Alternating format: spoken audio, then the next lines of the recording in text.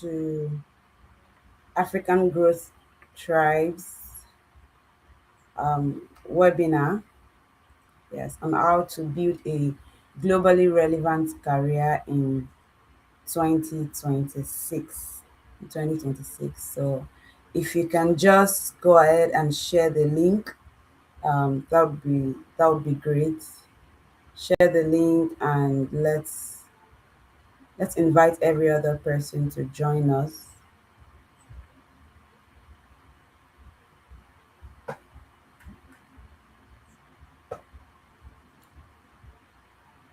Share the link. We are live on LinkedIn and on YouTube on our YouTube channel at the African Growth Tribe. So go ahead and share the links, and let us have every other person join us as we begin. Yes. So today we would be, you know, talking about how to build a globally relevant career in 2026. And we have two people, I mean, I call them authorities, but two people joining us. And so we have Ben Diagi and Emmanuel as well in the studio, and they would be, sharing insights on how to build a globally relevant career in 2026, right? But before we delve into that, I'm going to give us a few seconds more for us to invite everybody, invite your friends, invite your colleagues, share the links, and whatever. But we'll start very soon.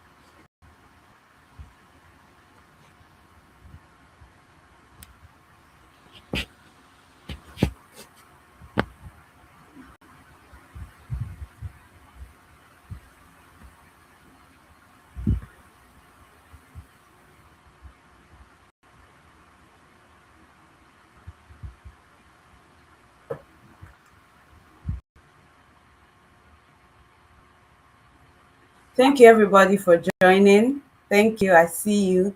So, I'll be inviting our very first speaker very soon. But before I do that, I just want to say a bit about who our speaker is. And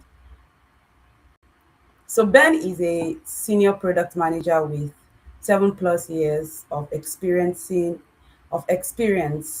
building AI-driven financial platforms, investment products, and digital trading solutions across fintech and asset management. Currently at Kirok, he works on infrastructure that enables trading strategies to scale across 80 plus global exchanges, operating at the intersection of product, engineering, and quantitative training. Ben holds a bachelor's in engineering in electrical and electronics engineering, and he is also a chartered financial analyst, program level 2 candidate, and a certified scrum master. He is passionate about simplifying finance through technology and regularly shares insights on AI in banking, digital investment, and product strategy. His work focuses on helping emerging markets professionals build globally competitive products in finance and technology. And for today, Ben will be walking us through Ben will be taking us through capitalizing rather on global fintech and algorithmic markets. So join me as I welcome Ben to yes. Hi Ben, can you Hey, hear me? hi, Mr. How you doing? I'm fine. All right, thank you for joining us. So I'm going to hand over to you now to do your thing. Thank you. Thank you. Thank you so much for the invite. Very glad to be here. Hi, everyone. At AGT. Thanks so much for the opportunity. My name is Ben Diagi. I currently am a senior product manager at Kirok. Kirok is one of the biggest market making companies for digital assets based out of Europe. And I'm going to be talking in very few minutes about my thoughts on capitalizing on the global fintech and algo markets and how Nigerians and Africans can own the next wave of global finance. So just a little bit of background about me. I started off my own career as an algo trader in 2016-17. Essentially writing C++, MQL4, and building out trading strategies. Eventually, I co-founded my own algo trading firm called Quantis Africa, and currently I'm a product manager and product leader. Um, I have worked in traditional finance at a company called Zekres World, and more recently, I worked at the US-based crypto analytics company called Tokenmetrics, and then now I work at Kirok. Um, yes, I'm going to speak about where the intersection is, where I believe the intersection is in this space of finance and digital assets and algo trading. I think finance, data, and engineering um, at the intersection of these three fields is where the money is at. Right? I think we're going to be finding in 2026 and beyond that the most the most valuable careers are going to be built around a combination of very unique skills. And I think this is one superset of unique skills. So let's talk about finance a little bit. Right now, the global assets under management from around the world is around 218 trillion. Some of the biggest asset managers, think of BlackRock, Blackstone, Citadel Securities, they've all said that they believe strongly that the future of asset management is on chain. What that means is every form of asset management you see today, where you send money to a bank and then the bank invests in securities, whether that's equities or fixed income, all of that is going to move on chain and everything will be powered by digital assets. What people used to do manually, what used to take hours to settle, right? When you want to buy a fund or withdraw or do settlements, everything is going to happen 24/7, fully digitally. Also, right now, 82% of all trades happen algorithmically. So right now, only about 16% of trades are actually executed by humans. This means that previously when relationships and human effort was the moat, now we're shifting into the quality of your data pipelines, your execution speed, latency, and quality of execution. Also, finally, on the technology end, the projected value of embedded finance in general, just embedded finance in every form globally is projected to be over 500 billion US dollars. We're seeing now that there's a lot of engineers, people from various quantitative driven fields are moving into finance and disrupting the sector. Finance is no longer just for MBAs or CFAs who have financial understanding, but quants and developers are able to apply their quantitative thinking methods to be able to improve and and innovate in this space.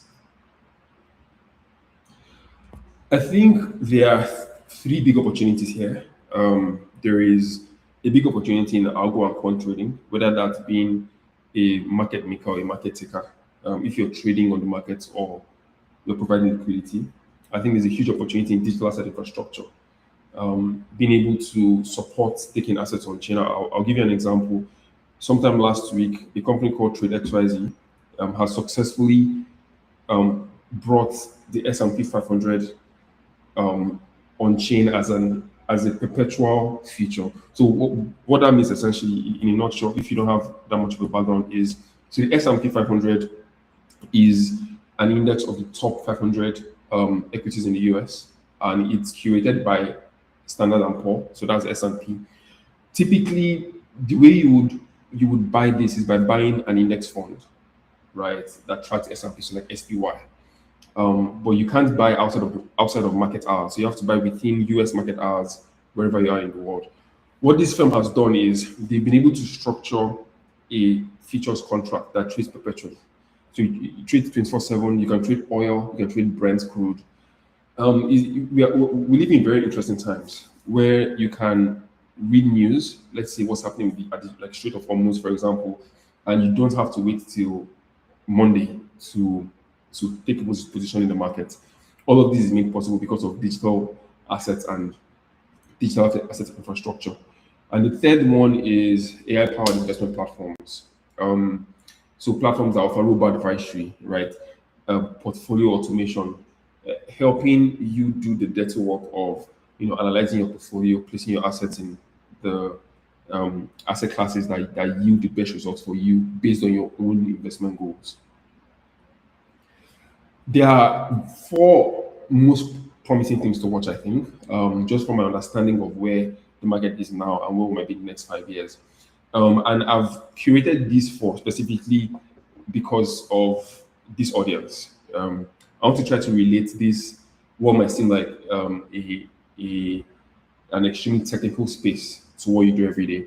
So the first and most interesting one, I think, is real world assets tokenization. So think of your friend today that's a real estate agent who either rents or sells houses, or your friend, or if you are working in an asset management firm like Stanbic, for example, ARM, and you're in charge of sales, of getting people to invest in asset management, in like mutual funds or equity funds. All of those things are moving on chain. And we're seeing huge momentum by the biggest, strongest financial institutions in the world. So BlackRock, Goldman, BNY Mellon are, in the past 2 3 years, have been actively experimenting and launching on-chain funds. They are now mutual funds on chain. JP Morgan as well just launched one last year. People are also tokenizing non-traditional assets, so like land or gold, or commodities, and you can trade those as futures or perpetuals. The second thing is stable coins as financial infrastructure. So most of us will know stable coins as just another means to send money um, into Africa or outside of Africa without having to go through the banks. But that's just one way to view stable coins. Stable coins are now going to be used as yield bearing assets. So essentially, you can stake your stable coins the same way you would invest or do a fixed deposit in the bank, and then the bank pays your interest. Now, you would be able to stake your stable coins in with European banks. So Kivalis is a consortium of European banks who are actively seeking to create a stable coin for the euro, right? And they're working with Bank of America as well on that project. I think thirdly is perpetual dexes. So a dex is a decentralized exchange and on-chain derivative. So I spoke about this earlier with the trade XYZ and how they've tokenized the S&P. So this is just one of many, right? You can buy. So right now, this means a lot for us, especially in Africa. For decades, it has been extremely hard to participate in the US stock market, in the global stock market, in fact. I think Trove and Bamboo only just launched in after COVID or during COVID. So prior to that, it was practically impossible. You had to jump through many hoops. You had to either have had a broker in the US. But now, thankfully, you can use tools like Trove and Bamboo and Rise, but they're still not 24/7 perpetuals. So with DEXs like Hyperliquid and TradeXYZ, You can it gives you access to a different a different category of financial instruments to be able to um, access the markets. And finally, AI-driven quant strategies for financial firms. So this is not very new. Firms like Citadel, Jump Trading, and Jane Street have been running quant strategies for years. But the good thing now is with the rise of LLMs, there's just so much data that can be consumed and analyzed in such a short period of time that it empowers existing systems and traders and trading desks to make decisions a lot faster.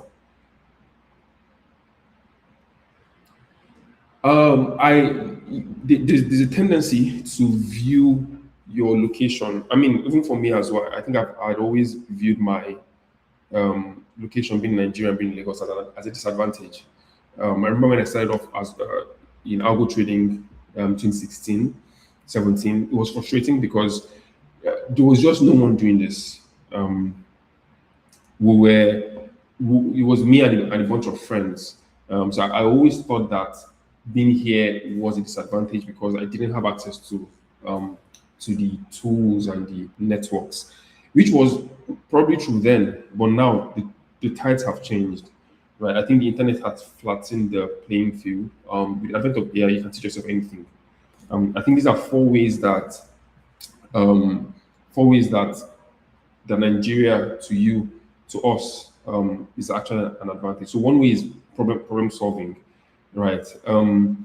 I think just if you build products here, whether that's financial products, trading product, any form of product, you would know that there are challenges that are innate to our own market. So like effects volatility, inflation, regulatory issues, and all of those things. I think they build resilience, and resilience is you might underrate it because you already have it, right? But global firms are looking for people like you who will not cower at the first sign um, of of a block or of a challenge. I think second thing is understanding the market natively. So Nigeria has one of the highest crypto and digital assets adoption rate in the world. So it's Nigeria, Brazil, Argentina. We live in this market, so we see how people are adopting the use cases. Right, this is I think is a big advantage for us. And then the hustle mentality, just having the spirit of resilience, right? Global firms are looking for this, but then also our time zone is relatively strategic, especially if you're looking at working for firms in Europe um, and some parts of the US as well. So the same volatility, the same I would say stress and all the hurdles that would typically make Nigeria seem hard is what makes us fintech builders and algo traders world class in our work. I've come up with three proven paths to being globally relevant, not just in this field, but in your field as well. It could be any, you can apply to any field. One is to be a builder. So, if you want to get deep in the weeds of things, of learning Python, C++, Rust, or just understanding market microstructure and how markets work, um, you can go in that direction, build your skill, build your reputation, talk about your work, and over time you would your reputation will begin to speak for you. Another path is the product path, which is what I'm on personally, right? Having some experience from building, but then having experience in core finance as well, some experience in tech, being able to understand the nitty-gritty of how the markets work. For some parts at a high level, for some other parts in depth, and having been there and done that. And then the third one will be the founder path. So being a venture builder, is there any problem that you've seen in the market? Any huge gap? I can tell you there's some big gaps in our market right now. So with our equities market, right? I mean, we're in a bit of a bullish market this year. I think even last year as well. But there are some major gaps in the market that you might be willing to solve, that you might notice. Are you willing to take plunge to actually go and explore building those markets. I think these are the three ways um, that could lead to you being globally relevant in your space. Um, I think there's a big mindset shift that needs to happen for you to for you to do this, right? There's always the sense that um, you need to relocate and you need to move abroad to be relevant. But I think you can build skills that are globally relevant and skills that travel. You can position yourself starting from your mindset, um, and where you think the market is too small. Yes, Nigeria's market can be too small in some ways, but you can view Nigeria's market as your base and then and look at the entire world as your market. Right. The internet, as I said earlier, has flattened the playing field. You can reach out to anybody. Very early in my own career, I used to have a mentor from LinkedIn who had 20 years of experience in like in the banking sector. He used to be head of risk at Revolut at some point, and I reached out to him from a simple LinkedIn chat. All of that is possible today. AI makes it possible for you to learn anything. AI is your personal tutor. Yes. So just to round up very quickly, I think there's three like segments of skills that we can build. So at the very bottom, foundationally, are credentials. So CFA is a bit tough, but there are less difficult ones like CFI that give you a very strong understanding of of the market, of trading, asset management, of finance in general. But then soft skills like communication, clear writing, being fluent and being able to work with people. I think the next level is then to be technical. So whether that's going deep in Python, SQL, or just data analysis in general, understanding the markets. Then finally, what then cements your expertise is crystallizing all of these skills and then honing into one space or one field where you want to where you really want to shine.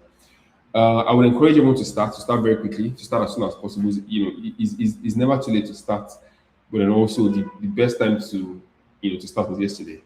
So you can start today. You can start this coming week by picking a path. So whether that's deciding to become as I said, a builder, a product person, or a founder, look for courses, certifications that can really teach you what you need to learn, right? And I think one very big thing is curating your feed. So whether that's LinkedIn or X, I find X to be very, very helpful. It's always important to curate what you're hearing and what you're seeing and what you're reading. First with positivity, but then also with information that's valuable, especially on the worldwide scale. You need to know what's happening in your space and in your field at every given time. Also building, so whether that's like you building a project, a demo, a side gig, or writing, publishing on GitHub, on Medium. Right now, X, Twitter, is such an open field. You can meet anyone anywhere in the world. Your work speaks for you so directly, right? Um, and then finally connect. As I said earlier, I you can meet anybody, right? My LinkedIn is full of cold emails, cold DMs. Many people don't respond, but if even one person responds out of 100, then you have some level of success there. Um, and then start applying, right? Never feel afraid to apply for any role anywhere. Always take the leap and try to apply. I think to round up in a nutshell, I would say that you have what it takes, right? There is the sometimes subconscious feeling as a Nigerian, as an African, I'm not good enough, or I'm not up to the standard. I think you are. There's this saying that I think Andela was built on, that intelligence is globally distributed, but opportunity is not. But this age that we live in, opportunity is now democratized. So everyone has better access to opportunities. And if the intelligence is already there, then you're able to access these opportunities while staying here in your local context. Yes, the global market is not waiting for Africa, that's for sure. But the market will always reward Africans who actually show up prepared. And I hope that that will be you, that you show up prepared um, to the global market, and I hope that you'll be relevant as well. Thank you.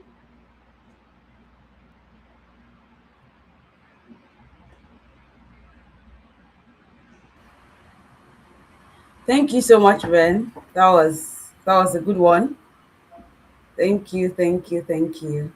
Uh, so while you were speaking, though, before I invite our next speaker, while you were speaking, someone asked in the chat box, in chat area on YouTube, that if she wanted to get started in the DFI space today, where can she start from? So I think I want you to take that first, then we'll take other questions. I mean, she's asking about like a course, a community or resource, and what roles can she transition into in the space if she doesn't want to do deep tech of learning all the finance stuff. Yes, Hmm. I'll let you answer this. Thank you. Okay, that's a very good question. So DeFi is very broad, very big. I think one way to start would be to experiment by getting deep into the weeds, right? So the basics of DeFi, are um, at the barest minimum, setting up your DeFi wallet, understanding how DeFi really works, like how is it decentralized and why is it different from centralized finance. Um, but I think for me, I've always personally learned very quickly by doing, and I think if doing holds more benefit than courses, especially in DeFi where there's not a lot of courses because it's relatively new. There are communities, a lot of communities on Discord. So I would say start with X and Telegram. So you can join channels like I know Uniswap has a channel, Uniswap, SushiSwap. There are so many different protocols, Eigenlayer. Um, you would I think you would learn by being in the space where people are talking about DeFi. There's some DeFi newsletters as well that are very helpful.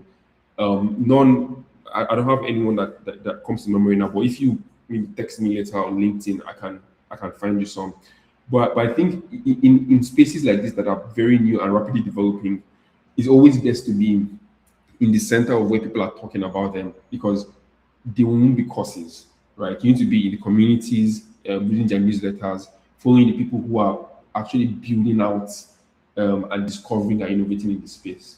In terms of roles that you can take, so yes, the tech is very deep as you've hinted at. It really is. But there are always other roles. So I don't know what your current role is, but there are roles like community mods. So in crypto and in DeFi, there's so many opportunities for being like community moderators and community um, operations.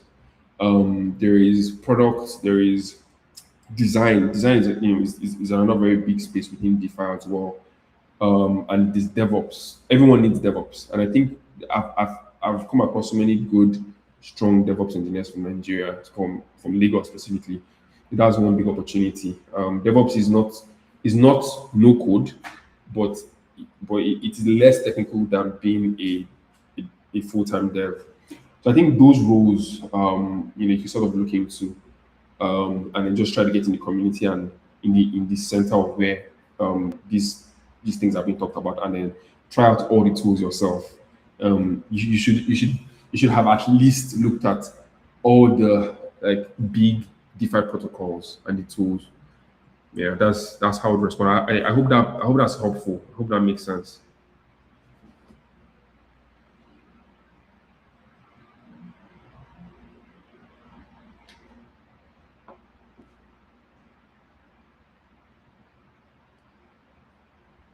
Okay. Yeah. And if you reach out, I could help you find some like newsletters and resources to help you be in the midst of where all of the action is happening.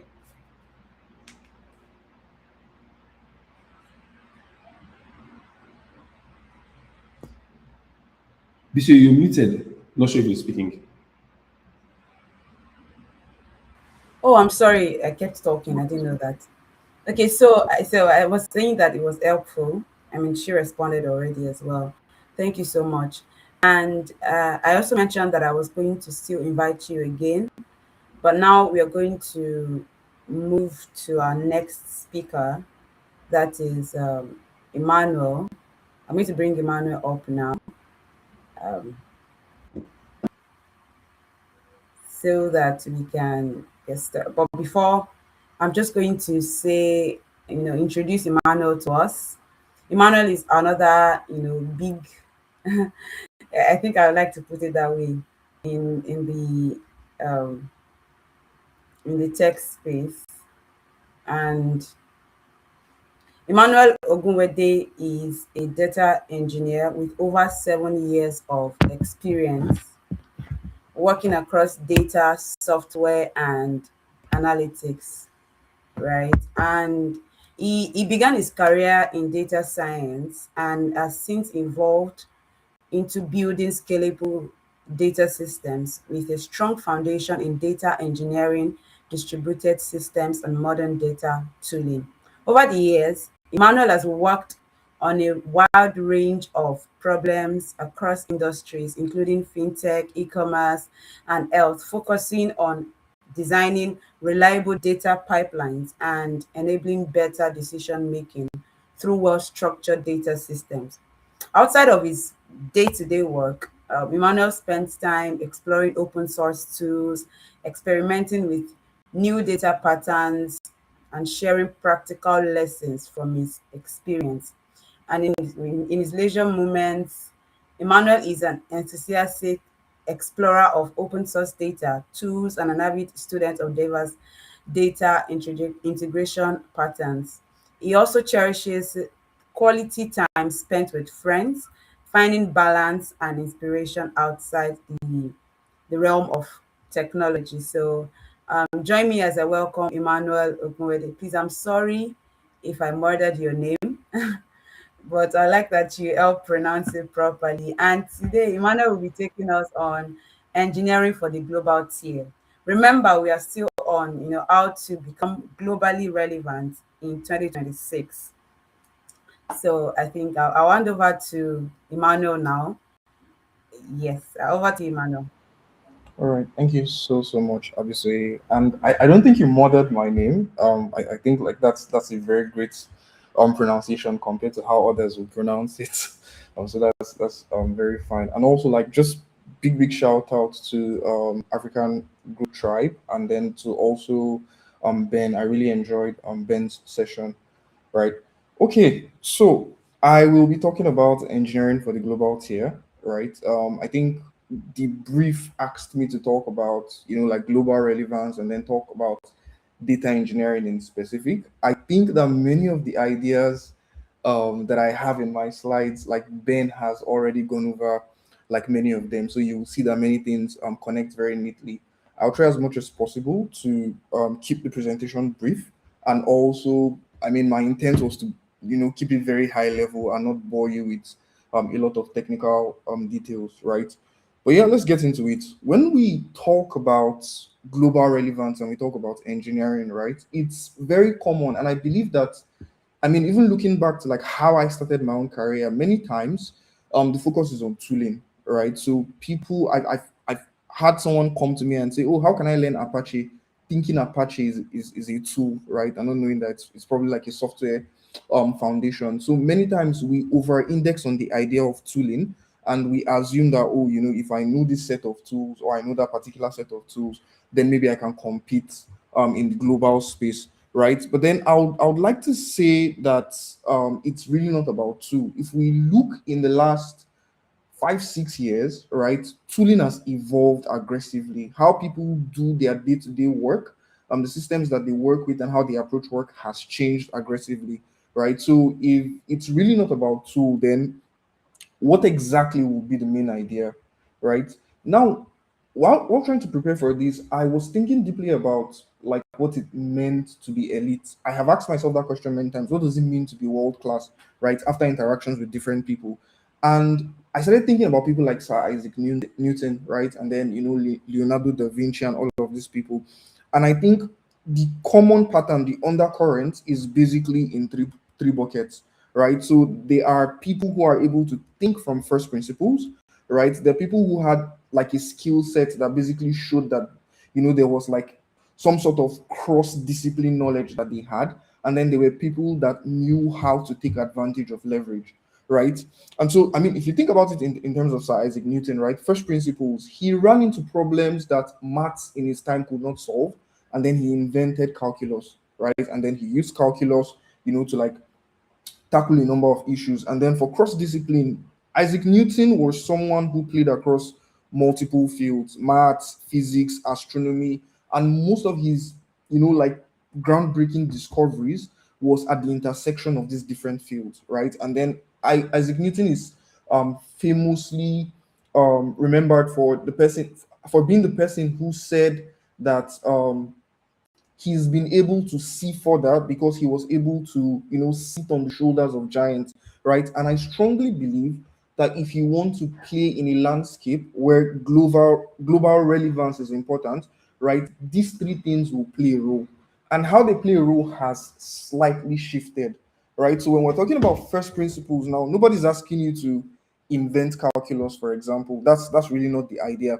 The idea is that, oh, you are able to build from a solid foundation, right? Like, in depth the things that are happening behind the scene, for the tools that you need to leverage to do your work, right? And when we talk about being cross-disciplined, the way I'll put it from like what Ben was sharing, right? He made an argument that, oh, like the way the world will move, right, and technology especially will be something that has a lot to do with the intersection of finance, data, and engineering, right? And I think that as an engineer today, someone who wants to play like at the global scale, it's very important for you to have end-to-end thinking. So you're not just thinking about technical capabilities and technical skills.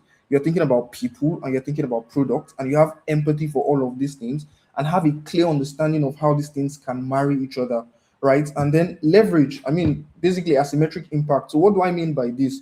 It's the idea that your output, is will not necessarily make a lot of sense compared to how much input you have. So it's kind of like a force multiplier, right? So you need to think in terms of, having a solid foundation, having the ability to think end to end, and then positioning yourself strategically in a way that allows your effort to be amplified, right? um and I mean, that's literally what this slide is doing. It's talking about the fact that leverage is a force multiplier. It's talking about the fact that there are certain things that you can do that can make all the difference. Ben had this what's it called, pyramid, and there were like foundations, there was leverage, and then I think there was something about, I don't know, building expertise, if I recall correctly, right? And in terms of global relevance, there's a role that leverage plays, a very strong role. And what I want to focus on really for the rest of the conversation is to dive into leverage in and of itself, right? So I'll look at it from the angle of three sources, right? So for me, I think that if you're thinking leverage, right, then three things are very, very important. You have to start to think in a way that you are looking for the advantages with technology that amplifies the work that you do, right? Like, that's really, really important. And we'll get to see how AI is, being a player in this space, and how AI is also being the disruptor in this space.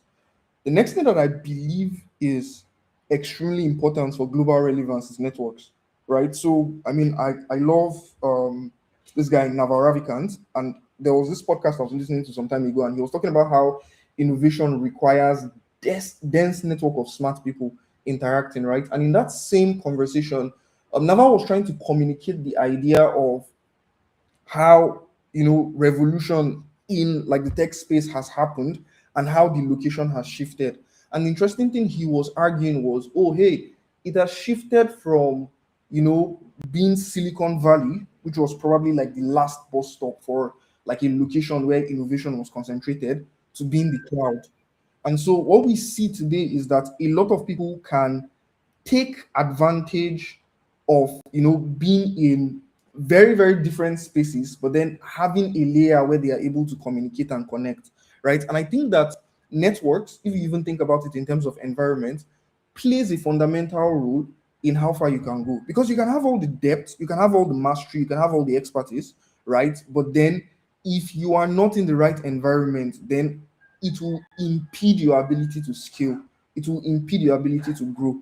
And the way I like to think about it is, I like to say start local, think global. And in terms of networks, I think that the first responsibility for anybody, if you already find yourself, let's say, playing in the tech space within, let's say, um, a small organization, right, is to figure out the way to bubble up to interacting with the highest minds within, or like the most quality minds within that particular network or that particular environment, right? And the way I like to think about it is that these things are nodes, right? So if I bubble up from just being this guy who is in my corner learning, and then I start to exchange ideas with other smart people I find in my environment, one way or the other, some of the smart people will be connected to other people outside of that environment, and that becomes your leverage. That becomes the way that you can find like a seat at the table in other networks, right? Which will basically, one way or the other, help boost your relevance, right? And then the last thing, although I put it as visibility here in the slide, I really think it's personal branding, right? I'll give you a story. um, about 6 years ago or 5 years ago, I moved to Lagos, and then I think before I moved, I was having issues landing a job, right? And I was doing all this really cool stuff, or at least the people I was talking to thought the things that I was doing were like really cool stuff. And then I spoke to somebody, and he he looked at my CV, and immediately he said, Emmanuel, the problem is a branding problem, right? There's no visibility. Nobody knows what you're doing, right? And Ben spoke about this by saying, oh, it's the idea of building in public, right?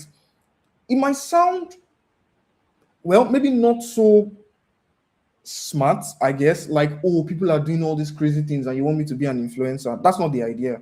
The idea is that you basically do the work, right? And then you basically find your way into an environment that becomes an enabler, right? And then you advocate for the work. That's literally it, right? And so, I mean, I'm sure people have seen this thing where somebody is doing all these crazy things, and maybe they are aggressively posting on LinkedIn, and all of a sudden you start to attract certain people that are interested in the things you're doing because you are building public credibility, right? And so, if you are thinking about being competent, I think you can stop at, oh, having like the right foundation and being an expert in what you want to do. But then if you are thinking about relevance globally, if you're thinking about competing with the 1% of the 1%, in that sense, if you're thinking about being world class, then like the game changes, or the dynamics of the game changes. And so you have to start thinking beyond just being competent and thinking about, oh, where are my false multipliers? What can I use to basically make myself stand out? And these three elements play in that space. And something I want people to realize is that, like I was saying, the baseline has shifted. It has been shifting for a while, but then I think that it's becoming way more obvious, right? Like at a global scale now than it was maybe 3 4 years ago, right? And what do I mean by this? Um, I think a few weeks ago, the CEO of Block basically said that they had to cut off maybe, I think, 4,000 or 40,000, I can't remember the correct number, of their staff. And then they attributed that cutoff to AI, right? I was going through LinkedIn and I saw this article where somebody was trying to argue for the idea that organizations can basically scale down to up to 30% of their current workforce and be more efficient if they leverage AI correctly, right? And so if you think about it from that angle, you start to ask yourself questions like, okay, if this thing called AI is changing the game, if this thing called AI is advocating for organizations to cut off their staffs, then what is the point? How can I still be globally relevant, right? And the answer in and of itself is still AI, right? I believe that you know people are people are now able to churn out more work, churn out more output than they were before because they are leveraging AI, right? Organizations are looking for people who will be AI orchestrators and AI enablers, right? And so the baseline right now is not just the ability to do technical work.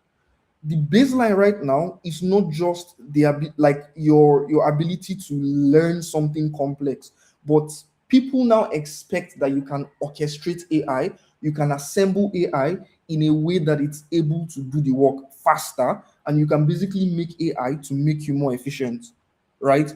And so, I mean, one of my hot take is that people will stop hiring specifically for skills and skill sets, your traditional skills and skill sets, but then people will start to hire more for individuals that can become AI enablers, right? And so basically helping your organization get more out of their data, helping your organization get more out of their infrastructure by leveraging AI to do the work, right?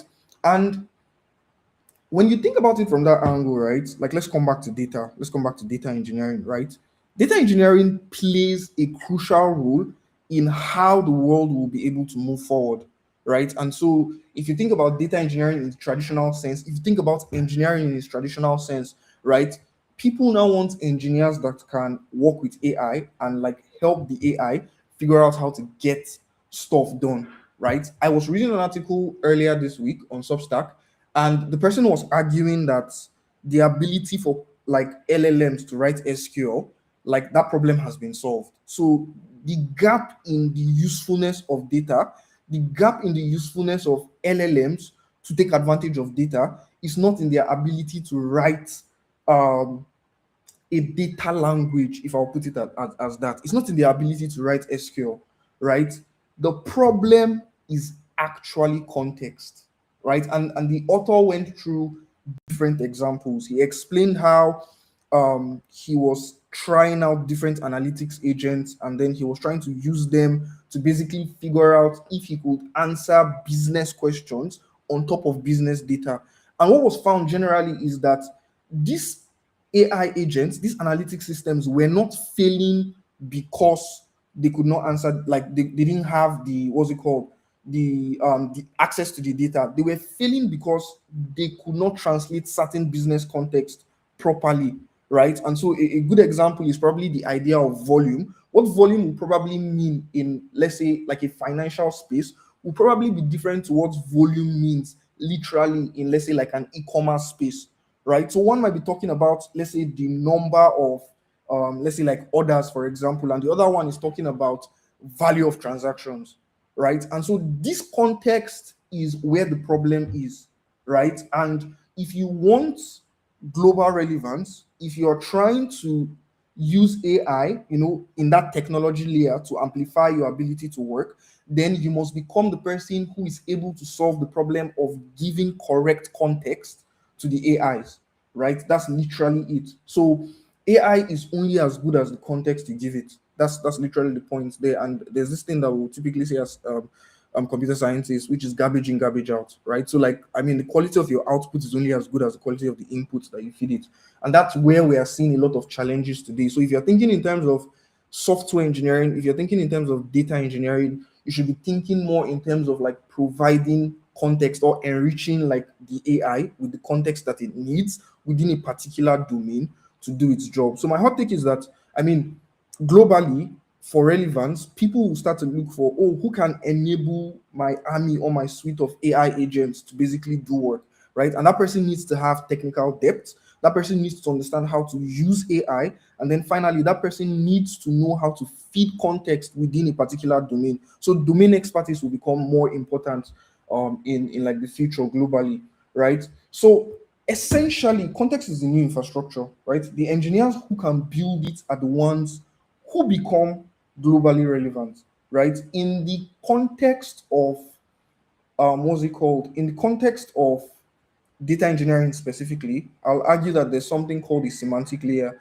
And the semantic layer is basically how you teach a system, how you teach a business intelligence tool to interact with your data, right? What are the building blocks? What does it need to put together? How should you be putting these things together for it to be able to answer questions correctly and basically enable your organization, right? That's pretty much how to think about it. In terms of engineering itself, right, I would encourage people to learn about the idea of working with AI agents, not just LLMs. And the difference there is when you're talking about AI agents, you're talking about the idea that you are able to provide an environment and you're able to provide context to an LLM alongside tools for it to be able to do its job very well, right? Um, Another example, if I install ChatGPT now and I ask it, oh, how many items do I have in my inventory, it will not be able to answer that question, right? And it's an LLM. But if I give ChatGPT access to my inventory database, if I give it access to a document that explains how we analyze or how we group inventory, I have provided context and then I've provided an environment. And then if I give tools to teach it how to look up the data, pull back the data, reason about the data, and give me an output, I have gone from thinking about LLMs to thinking about AI agents, right? And that will become more and more relevant globally, right? So I will wrap this up by saying that when we talk about engineering, when we talk about data engineering, when we talk about relevance in a world that is more and more tech savvy, right? It's really not about a particular tool. It's really not about a particular skill, right? It's about the system. It's more about how you think. It's about what you can operate across and how much leverage you can literally apply, right? And so if you're thinking about global relevance, take some time to think about leverage. Take some time to think about social capital. Take some time to think about networks. Challenge yourself, and then take some time to think about your output, right? And before you even think about all these things, I will really encourage you to invest time in building the right foundations. And with that, you'll be setting yourself up for success globally. I'll end by saying the engineers at Google don't have two heads. That's what I tell myself every time I think about global relevance. And that's what you should start to tell yourself. So think about all the tools that they have access to. It's all on the internet today. You have access to the same set of tools, and you can set yourself up for success. Thank you.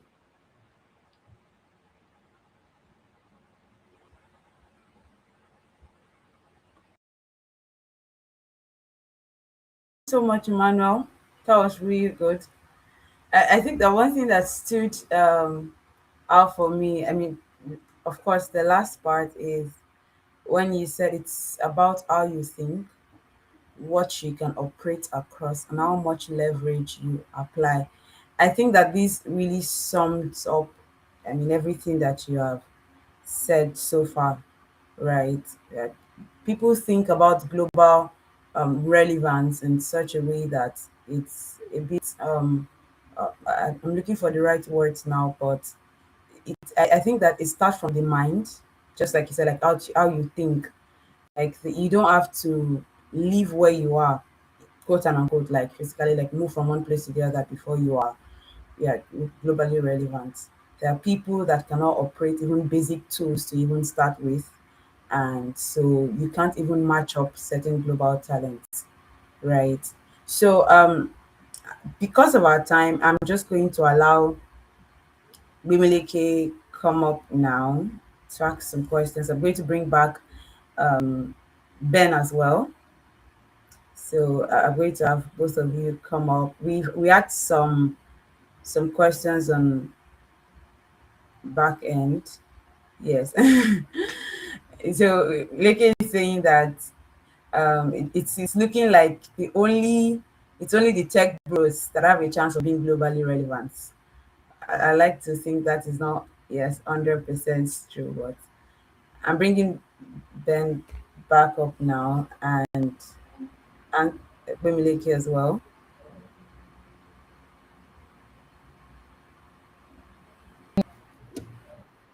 Yes, clearly. Okay. Being, being globally relevant is far. I don't understand how to use Restream. So Emmanuel talked about tooling. Well, you can't beat tools sometimes. Okay, thank you so much. Uh, for time out. Very um,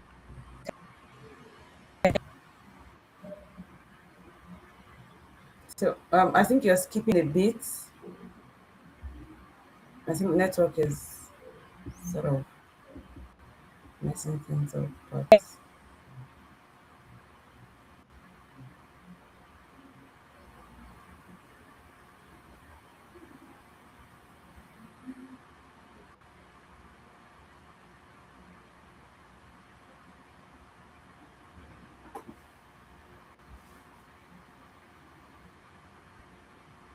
so I'm just going to allow Ricky come back on just a few seconds. But I think that before Rimilike comes back on, I would like to ask. Okay, I think I'll just allow her to just come Sorry. back. Okay, Um, are you good now? Internet. Yes, I am. This is yet another thing that doesn't want to allow.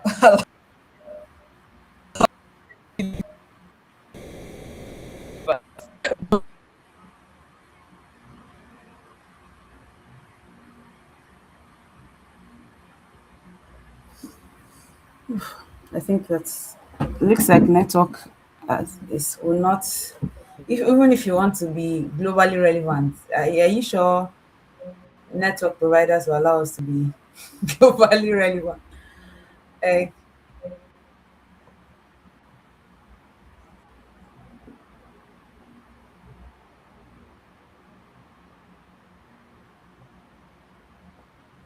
okay, so I think I'll just ask my question while uh, before Rimilike comes back.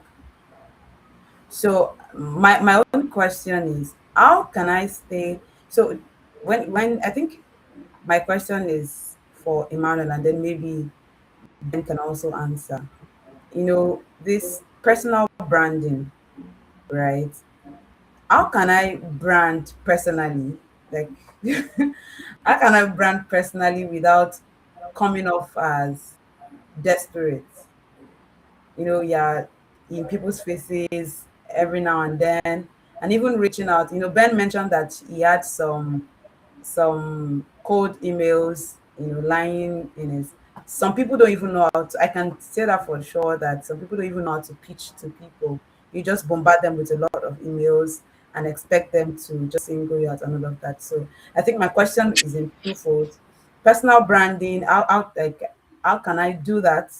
How can we do that without you know coming off as being too desperate? And also, how do you leverage on what you already have, the networks around you, and like the proper way, the right way? Is there a right or wrong approach to reaching out to people you are looking up to, or people that you think that can help you achieve global relevance? Thank you. So I don't know who wants to go for. Maybe Emmanuel can go first and Ben. Um, so in terms of personal branding, right? I think that what really works is genuine curiosity. That's how I would put it. And I think that the first step is identifying something that you are genuinely interested in, right? And then trying to tell your story. The thing I'll give you a good example with LinkedIn because that's why I see this thing happening a lot of times. There are two kind of posts I would see and I would interact with only one. The first type is the person who completes a course, right? Let's say you buy a course on Udemy, you complete the course, and then when you complete the course, you take the certificate and then you take it to LinkedIn, and then you go into LinkedIn lingua mode, and then you tag maybe the creator of the course and you say some generic stuff, and then you end it there. That's one way to say, oh hey, I've clicked through next from the first video to the last video. I'm not showing you really what I learned. I'm summarizing high level and then I'm farming you. That's how I'll put it, right?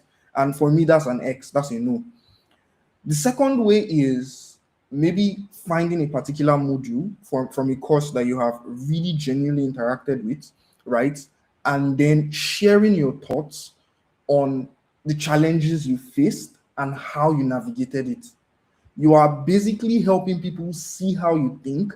And if that thing is relevant, you are sharing information in the process, right? That's it. A cheat for personal branding, also, quote unquote, for technical folks, share the information that is difficult to come by in the documentation. I think that would basically like set you apart, right? So, for example, a lot of SaaS products, and by SaaS I mean products that have, let's say, a free offering, and then they have an offering that you have to pay for. Many times they focus on enabling you to use the paid version, but a lot of people learning might not necessarily even be in the position to use the paid version. So if I tell my story of how I navigated their half-baked documentation about the free version, how I hosted that thing, how it works, how I can take it to production like within my organization, or how I'm using that thing to solve a personal problem, it's a more original story. And so for me, the first thing to like success in personal branding is being original and like constructing the story in a way that genuinely shows that you put in the work and you are appreciative of the knowledge and you want to give back the knowledge. Because globally, I mean, it's a transaction, right? Like on a global scale, it's a market. You are basically exchanging value for value. And so if you're not able to create value, why should other people interact with you? Why should other people, spend their precious time paying attention to you? That's it for personal branding. That's how I'll put it. For networking, I have a lot of thoughts, but I mean, I'll let Ben add his 2 cents too if he has something to share here. Yes, yes. Thanks, Emmanuel, and thanks so much for that amazing session. Your talk was very informative. It really was. Thank you. So just to add a little bit to what you said, I agree 100%. I would also say that I think there's a sense in which people rush to do personal branding. Like, people rush to write articles and all these things. If you're really in a high tech, innovation space, to come up with a think piece that adds value to regular day-to-day people or even to people at the global level, you need to be an expert. Like you need to have dealt with that, whether it's the tools or the frameworks or the product or the technology, a lot, to be able to get to a point where you can really be a thought leader. But I think people rush in the process. So just to corroborate what you've said, find something that you're genuinely interested in and study it deeply, study it a lot, so that you can form your own genuine thoughts about it when the time is right. Please don't use AI to write think pieces. I see those all the time. People just, and it's so easy to spot, right? People just write think piece, posts and about things that they don't even know much about using AI. That's a huge turn off, especially if you're going to now be going to the next step of networking. Because when I get connection requests, the first thing I do is look at your profile, right? And I think that's what most people will do. If you're writing garbage posts, um, no one is going to want to follow you. So I think putting the time and the effort to really put your head down and learn. For me, and I think I'm really young. I've been in this space for 10 years, right? It's been 2016, when 2015 actually is when I started doing this. And even now, I can't call myself an expert, right? But I can maybe write one or two things that will be helpful. But I think give yourself some time, and be very patient as well. But the base level things for personal branding I think would help out. Things like a website. So use Lovable or Cursor or Bolt or Visio to build a nice website for yourself. It helps with your personal branding, at least at the level of your name being Googled. Like if I search for your name on Google, what comes out? You should put some effort into crafting what people would see. That's, I think, barest minimum. You can use all of these tools to build a website for free. Take a professional headshot. I think those really help as well, just in terms of visibility and PR for yourself. Yeah. Yeah, and thank you so much for sharing, Ben. And I think that immediately connects to networking, right? Um, the way I see networking, right, for me is first of all that I have identified someone whose content I'm genuinely interested in, for example, or whose like line of thought or like the way they frame things I'm genuinely interested in. And then the next thing is that I'm trying to tap value or get value out of the things that they have created, right? That whole thing just sparks genuine curiosity. And then the next thing that happens there is that I think that people will pay attention to you if they sense that you are consistent and interested, right? Or if they sense that you have, at the very least, some sort of potential to offer value to them. Yeah. It sounds weird in some sort of way because it's like, okay, that means that. people who only interact with me, they think I'm valuable. It's the ugly truth. There are people that will Yes. only connect with you on LinkedIn because of the place you work at.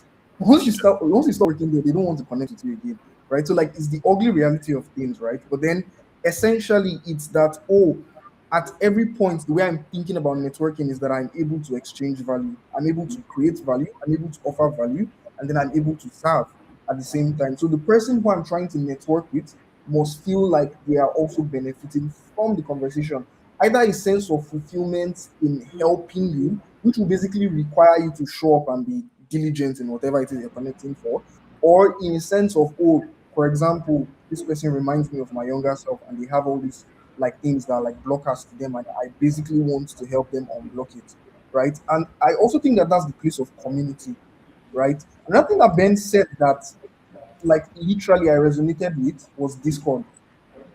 You can I have been in conversations where I was talking to like I was interacting with people that were staff analytics engineers at Airbnb, staff infrastructure engineers at Netflix, like, and the question is, oh, how did I find this place? The internet. And everybody, maybe it's a book reading club, for example, and we are reading about database internals, and then I'm asking questions, and these people are genuinely, they see that I'm genuinely interested in the topic and they are willing to help, right? What does that form? One way or the other, I'm talking to these people, I'm in the same space with these people. Tomorrow something might come up, right? And then because of my personal branding, because of that like consistency and my genuine interest in learning, right, they might see me fit for that opportunity and they might bring it my way, right? And so like networking is a process. It's not something you can just hope to gain. I have had people that have been that were in my DM for years, sending me messages to basically keep me as the lead warm because they were waiting for me to tell them when there was an opening in the organization I was working at so that they can get the job. It didn't work, right? And so I think that when you show people that you're genuinely interested in connecting, when you show people that you're genuinely interested in learning, I mean, like it will be easier for you to network. But if you approach it as, oh, you're trying to outsmart the other person, trust me, you're not the first person to do it. And especially if that person is popular, just believe that 1,001 other people have used the format you're trying to use, and so it's not going to work, right? So that's just something to watch out for. But I think that for these two things, right, branding and then for networking also, like there must be genuine curiosity and interest, and there must be a desire to serve and also create value. And I think the rest will basically just connect itself. Yeah, yeah, absolutely. I agree. Especially, I agree with what you said as is the ugly truth that truly, like, no one really wants to connect with someone who is there to extract value from them primarily, and that's just the fact, right? Everyone wants to talk with someone who has something to offer. But I understand that for most people who are like entry level interns, NYSC, you may not have as much to offer in the beginning, but you genuinely want to meet people. I think you can try your luck at like LinkedIn and shoot your shots thoughtfully, as Emmanuel has said. But then there are also some platforms that help where the some mentees are incentivized to talk to some mentors are incentivized to talk to mentees. So platforms like ADP List, I know is one where you would get to meet people. Also, there's lots of communities on Slack. There's one called Black Product Managers Network. Globally, most of the PMs there are in the US and in Europe. So these platforms exist. So you can sort of use them as a safe space to then network within those communities. I think that would also help as well.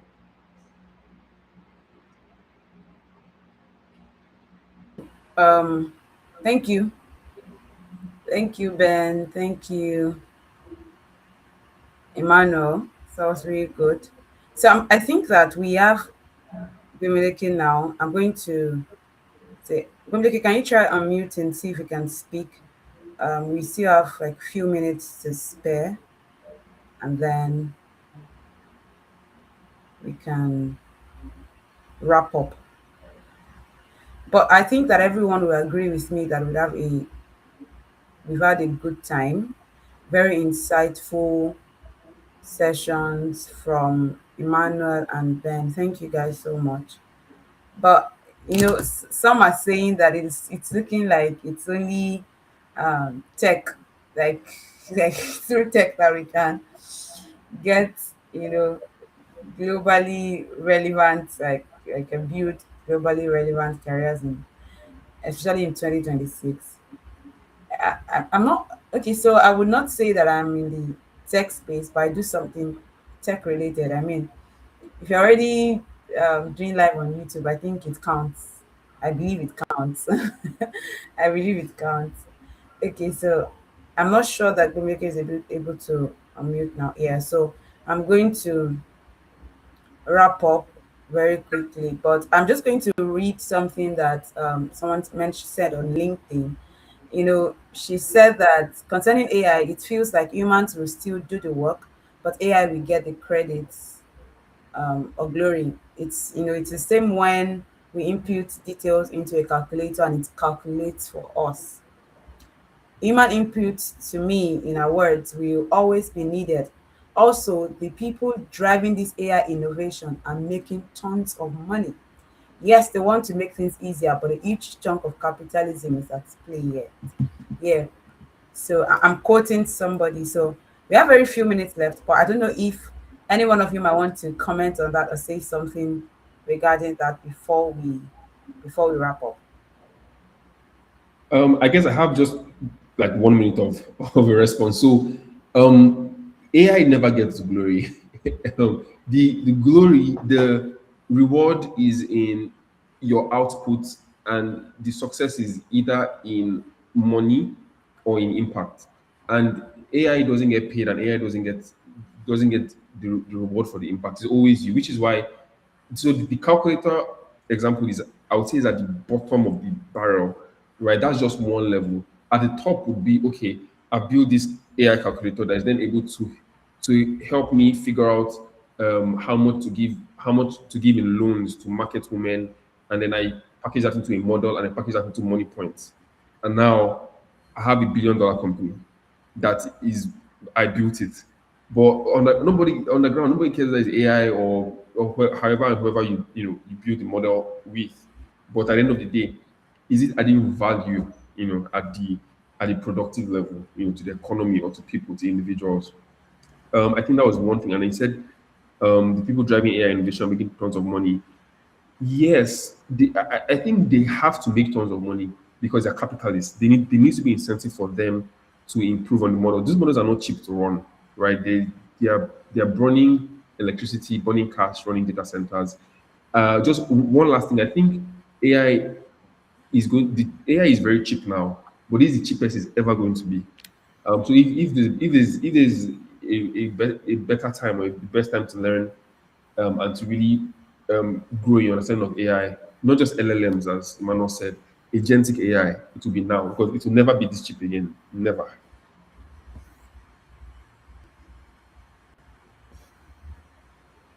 Yeah, I think I'm just gonna add and say that, like, I mean, in the last, I don't know what, let's just say 100 years, right?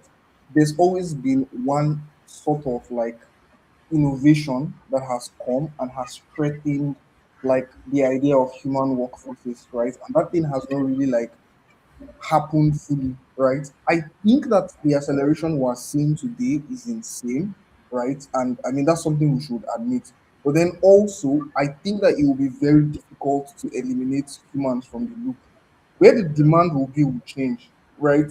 All of these data centers that they are creating, I mean, hot take, they will create more problems. Those problems will probably require humans to solve, right? The thing is, if you want to remain relevant in this space as it concerns tech, then I think it's very important to follow in line. That's just the reality. Except you want to play in a different space. But what we will see is more and more requirements for like in-depth knowledge that we will typically attribute to seniors in the past. That will become the baseline for entry. And you can augment anything if you're smart and you have like a good foundation by leveraging this same AI, for example, right? So I mean there's a huge opportunity there. And like someone was saying that, oh, it's only in tech. I don't think so, right? If I'm an executive assistant today, I can do a lot by, having AI listening on the conversations that my bosses are having. and I Yeah. can basically put all this information together and basically help to summarize things very quickly. So it can make me more efficient. In fact, Yeah. arguably, I can build some sort of knowledge base where I have all the context about all the different conversations and I don't really need to remember anything. And I can leverage an LLM with that knowledge base to be able to answer questions or understand how my boss makes decisions and then make decisions on behalf of my boss, which will make me better at my job. The person who is avoiding these things because if I don't use it, that means less people are using it, and so they will not make money, and so it will not replace me. You are killing yourself, right? So the people that will survive are the people that actually embrace it and see it as a tool. The people who are scared of it, I think they'll get eliminated. So that's just food for thought. Yeah. Ah, Absolutely. yes. Thank you. Thank you. I think we've had a like really good time. I just want to say thank you again to Emmanuel and Ben for accepting to do this in the first place. Thank you so much. And if there's anything I would say is that being Nigerian is more often, you know, it seems more like a curse than a blessing. Like this was something that Bimileke had said when she put up a post, and it's sad that we sometimes need to agree with that reality first, because before we begin to seek out solution. Because when you are trying to seek out a career that is globally relevant and not just just relegated to the confines of the country, right? It's as if it's such a Herculean task. But we have people here. I mean, I know Ben for one and Emmanuel. These guys have, they have global quote unquote careers, and they are here. They are in Nigeria. So it's possible. I think that is one thing I'd like to wrap up with. Having a globally relevant career wherever you are in the world, especially as an African and then as a Nigerian, is very possible. You just need to connect, you need to leverage on what you already have, and you need to pay attention to also what is possible, I think. So that brings us to the end of this session. I'm going to close out now, and please subscribe to our YouTube channel, follow us on LinkedIn at the African Growth Tribe. If you're not following us, yes, please do. We also have a WhatsApp community where we share insights, we share job opportunities, global opportunities, how to land scholarships, and plethora of opportunities. Of course, you can ask questions on the groups, and they're going to be answered. Professional questions, questions relating to your career, to your work, and all of that. So, it's. I don't think it's something you should miss out on. Again, this is our very first webinar for the year, as it's our culture. But next month we are going to have another one, and you don't want to miss it. So follow us on all our social media platforms so that you can be updated. Yes, thank you so much. Till we come your way again next time, same channels, African Coast Drive, saying thank you and bye bye. Bye.